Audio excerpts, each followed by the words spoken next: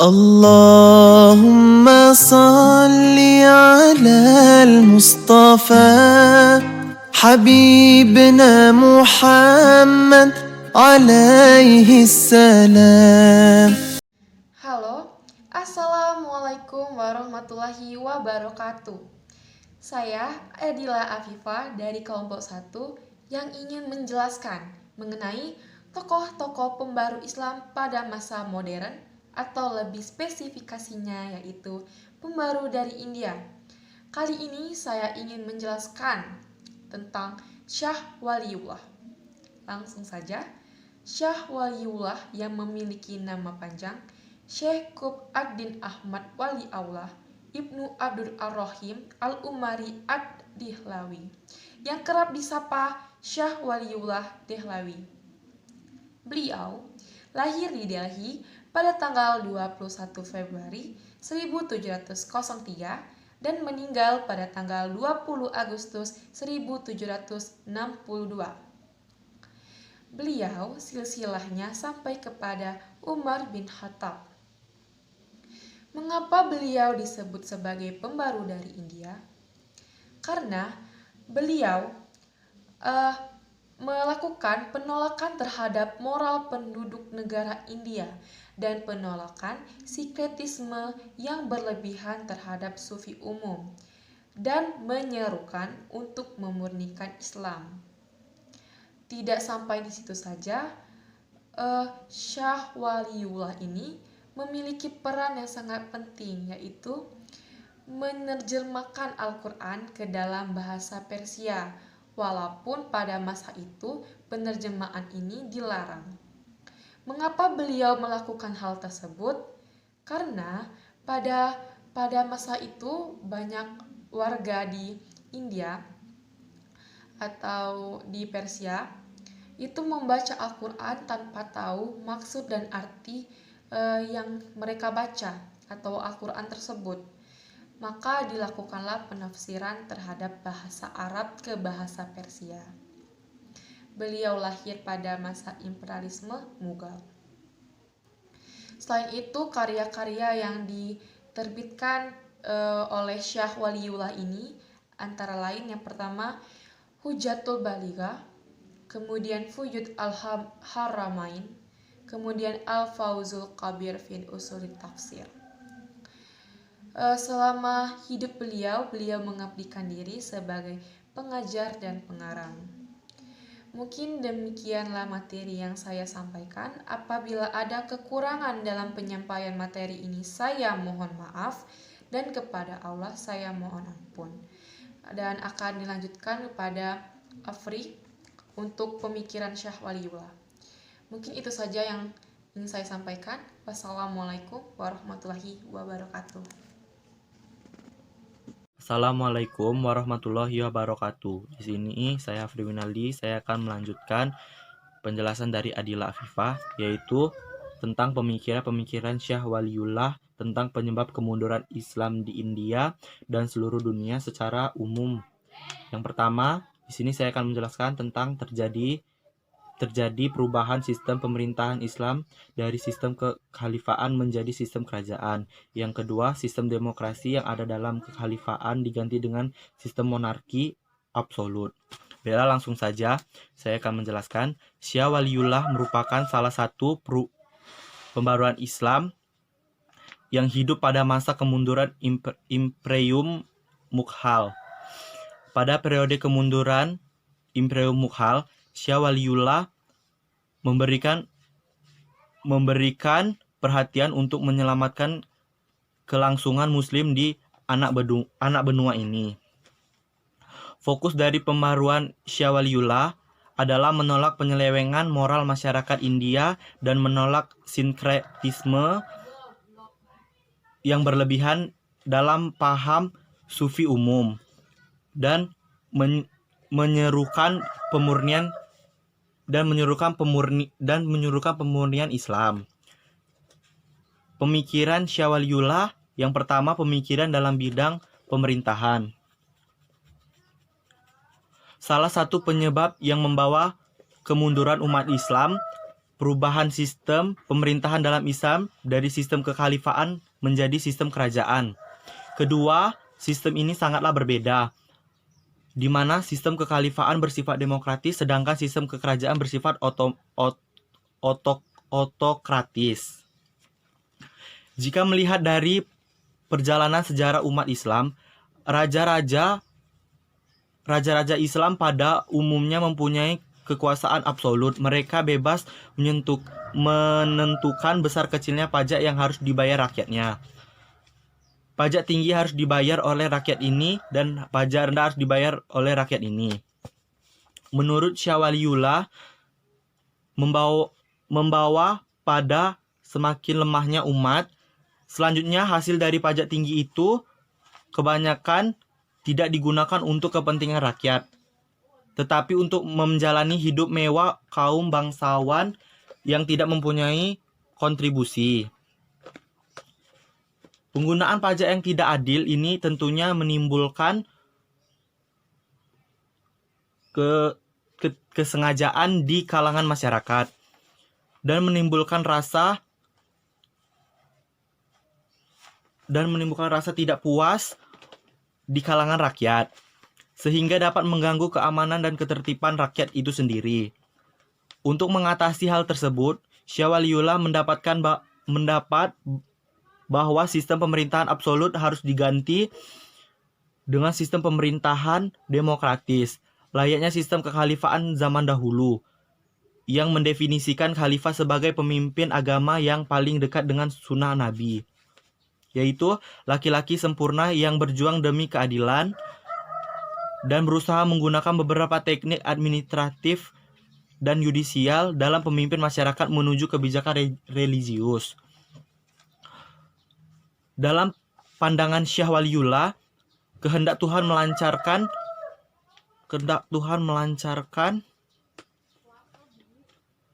melalui khalifah pada persatuan dan pemikiran rakyatnya. Bahkan dalam ketidakadaan fungsi spiritual ini, seorang khalifah membawa pertahanan politik muslim dan organisasi hukum muslim. Baiklah, selanjutnya yang kedua, sistem demokrasi yang ada dalam kekhalifahan diganti dengan sistem monarki absolut. Pertama, dinasti Umayyah, ia memindahkan ibu kota negara Madinah ke Damaskus. Selain itu juga mengganti sistem pemerintahan. Pemerintahan Islam yang pada masa Khulafar Rasyidin yang bersifat demokratis berubah menjadi monarki, kerajaan turun-temurun. Sukses kepemimpinan secara turun-temurun dimulai ketika Muawiyah mewajibkan seluruh rakyatnya untuk menyatakan setiap terhadap anaknya Yazid. Pemerintahan Muawiyah ini merupakan bentuk pengukuhan terhadap sistem pemerintahan yang turun-temurun yang dibangun Muawiyah. Tidak ada lagi suksesi kepemimpinan berdasarkan asas musyawarah dalam menyatukan seorang pemimpin baru. Dalam bukunya yang berjudul Dinasti Bani, Perkembangan Politik, Gerakan Oposisi, Pengembangan Ilmu Pengetahuan, dan Kejatuhan Dinasti. Dari segi cara hidup, para khalifah dinasti Umayyah telah meninggalkan pola dengan cara hidup Nabi Muhammad Sallallahu Alaihi Wasallam dan Khulafar Rasyidin. Namun pada masa dinasti Umayyah yang mengadopsi tradisi sistem kerajaan para Islam di Timur Tengah, mereka menjaga jarak dengan masyarakat karena tinggal di istana yang dikelilingi oleh para pengawal. Mereka juga hidup dengan bergelimang kemewahan dan memiliki kekuasaan mutlak. Penjelasan dari saya, jika ada kesalahan saya mohon maaf, kepada Allah saya mohon ampun. Saya akhiri, wabillahi taufik walhidayah, wassalamualaikum warahmatullahi wabarakatuh. Khulafar Rasyidin yang bersifat demokratis berubah menjadi monarki, kerajaan turun-temurun. Sukses kepemimpinan secara turun-temurun dimulai ketika Muawiyah mewajibkan seluruh rakyatnya untuk menyatakan setia terhadap anaknya Yazid. Pemerintahan Muawiyah ini merupakan bentuk pengukuhan terhadap sistem pemerintahan yang turun-temurun yang dibangun Muawiyah. Tidak ada lagi suksesi kepemimpinan berdasarkan asas musyawarah dalam menyatukan seorang pemimpin baru. Dalam bukunya yang berjudul Dinasti Bani, Perkembangan Politik, Gerakan Oposisi, Pengembangan Ilmu Pengetahuan, dan Kejatuhan Dinasti. Dari segi cara hidup, para khalifah dinasti Umayyad telah meninggalkan pola dengan cara hidup Nabi Muhammad Sallallahu Alaihi Wasallam dan Khulafar Rasyidin. Namun pada masa dinasti Umayyah yang mengadopsi tradisi sistem kerajaan para Islam di Timur Tengah, mereka menjaga jarak dengan masyarakat karena tinggal di istana yang dikelilingi oleh para pengawal. Mereka juga hidup dengan bergelimang kemewahan dan memiliki kekuasaan mutlak. Penjelasan dari saya, jika ada kesalahan saya mohon maaf, kepada Allah saya mohon ampun. Saya akhiri, wabillahi taufik walhidayah, wassalamualaikum warahmatullahi wabarakatuh. Assalamualaikum warahmatullahi wabarakatuh. Perkenalkan, nama saya Alfia Ulpadamayanti dari kelas 11 IPA 2. Di sini saya akan melanjutkan materi dari Afri Winaldi, yaitu Pembaru di India. A. Syah Waliullah pada tahun 1703 sampai 1762 Masehi. Pemikiran-pemikiran Syah Waliullah tentang penyebab kemunduran Islam di India dan di seluruh dunia secara umum sebagai berikut. 3. Perpecahan di kalangan umat Islam disebabkan oleh berbagai pertentangan aliran dalam Islam. 4. Adat istiadat dan ajaran bukan Islam masuk ke keyakinan Islam. Sekianlah presentasi dari saya. Apabila ada salah kata, saya mohon maaf. Saya akhiri. Wassalamualaikum warahmatullahi wabarakatuh. Assalamualaikum warahmatullahi wabarakatuh. Perkenalkan, nama saya Andini Septaliana. Saya berasal dari kelas 11 IPA 2. Saya akan menjelaskan tentang B. Sayyid Ahmad Khan. Sayyid Ahmad Khan lahir di Delhi tanggal 17 Oktober 1817 Masehi. Gerakan Sayyid Ahmad Khan merupakan gerakan Syah Waliullah. Dia mendapat gelar Sir karena berjasa menyelamatkan orang-orang Inggris dalam pemberontakan pada tahun 1857 Masehi dan meyakinkan pemerintah Inggris bahwa umat Islam tidak terlibat. Untuk mewujudkan ide pembaruannya, Sayyid Ahmad Khan mengadakan kerjasama dengan Inggris yang tujuannya merebut ilmu dan teknologi dari bangsa Barat melalui pendidikan. Sekian dari saya. Wassalamualaikum warahmatullahi wabarakatuh. Assalamualaikum warahmatullahi wabarakatuh. Baiklah, di sini saya akan melanjutkan materi dari Andini, yaitu B. Sayyid Ahmad Khan. Namun di sini saya akan menjelaskan tentang ide pemikiran Sayyid Ahmad Khan terkait tentang pembaruan Islam. Yang pertama adalah Islam mengalami kemunduran. Islam mengalami kemunduran karena Islam tidak mengikuti perkembangan zaman dengan cara menguasai sains dan teknologi. Yang mana yang kita ketahui adalah ilmu peradaban klasik di barat telah hilang dan muncullah ilmu peradaban yang baru. Ilmu peradaban yang baru tersebut meliputi tentang ilmu pengetahuan dan teknologi. Namun, Islam tidak mengikutinya. Islam tidak mengimbangi perkembangan zaman tersebut, sehingga Islam mengalami kemunduran. Yang kedua adalah ia berpendirian bahwasannya manusia itu bebas berkehendak dan berbuat sesuai dengan sunatullah yang tidak berubah. Gabungan dari pemikiran akal, pemikiran dan kemampuan akal, serta kebebasan dalam berbuat dan berkehendak. Dan juga serta hukum alam yang membantu, yang mendorong menjadi sumber kemajuan, ilmu pengetahuan dan teknologi modern. Selanjutnya, materinya akan dilanjutkan oleh Belia Putri Utami. Assalamualaikum warahmatullahi wabarakatuh.